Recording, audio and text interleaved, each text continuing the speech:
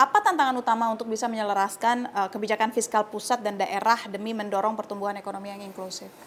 Yang pertama ya seringkali ini soal kapasitas ya personal di daerah yang tidak cukup gercep misalnya untuk memahami program pusat, kemudian juga melakukan sinkronisasi pertama.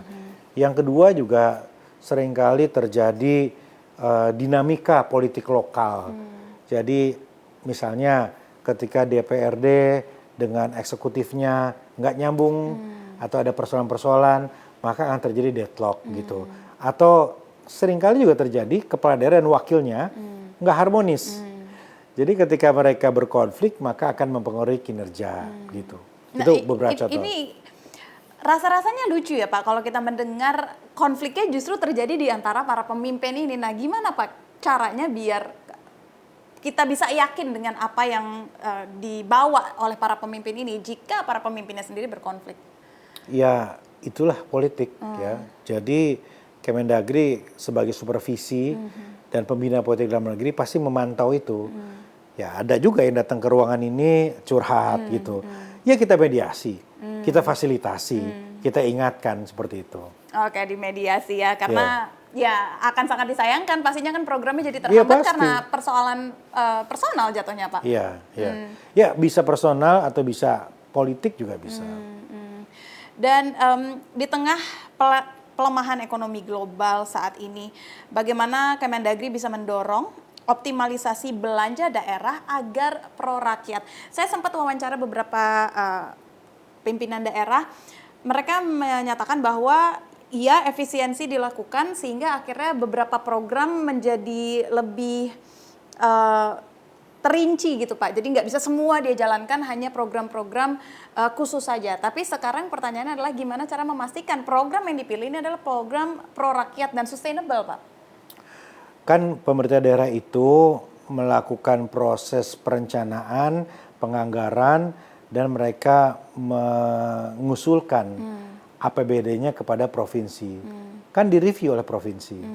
Begitu. Dan provinsi sama. Profesi itu kemudian anggarannya juga direview oleh Kemendagri. Jadi ada proses assessment atau review yang berjenjang. Nah, jadi untuk kota kabupaten itu dilihat lagi sama provinsinya. Sudah benar nggak nih alokasinya? Gitu. Tapi sekarang Kemendagri ini bisa secara random ini juga mengambil sampel untuk real time anggaran dari daerah. Ya ketika kita lihat misalnya, loh kok ini misalnya ya untuk stunting. Tapi kok alokasinya banyak kan untuk diskusi, untuk pengentasan kemiskinan. Tapi kok banyak seminar atau kunjungan kerja, nggak benar.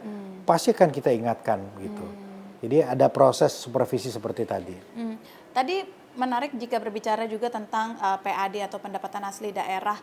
Salah satu yang juga dikeluhkan adalah birokrasi. Birokrasi yang sering tumpang tindih, lalu itu dia tadi juga wewenang yang tidak lagi sepenuhnya dipegang oleh daerah gitu. Apa yang bisa dilakukan atau bisa dijabarkan terkait reformasi birokrasi demi mempermudah iklim usaha di daerah, Pak? Iklim investasi. Kita selalu mendorong untuk digitalisasi. Karena ketika manusia itu mengendalikan pelayanan, maka akan rawan untuk intervensi kepentingan misalnya. Tapi ketika semuanya dibuat dalam versi digital, maka kepentingan manusia itu akan semakin berkurang. Bukan berarti hilang, tapi paling tidak diminimalkan. Sekarang di mana-mana di seluruh kota kita dorong untuk melakukan proses mall pelayanan publik. Jadi semua izin dibuat online, semua dibuat digital, aduan, pelayanan begitu. Nah ini salah satu cara untuk membuat birokrasi itu lebih efisien. Jadi digital itu membuat transparan, membuat lebih efisien, dan membuat warga lebih bisa berpartisipasi. Kalau untuk birokrasi agar lebih ramah investasi Pak, baik lokal maupun asing, apa yang dilakukan? Tentu kita kan harus pastikan bahwa mereka yang mengurus perizinan ini paham regulasi atau paham aturan. Gitu. Karena seringkali juga karena nggak paham aturan, maka kemudian berlarut-larut izinnya. Itu yang pertama.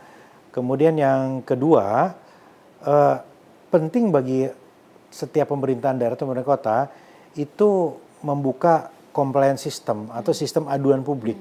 Jadi diawasi, dimonitor oleh publik. Jadi ketika misalnya ada persoalan-persoalan terkait izin yang lama, ada persoalan kepentingan-kepentingan yang lain gitu.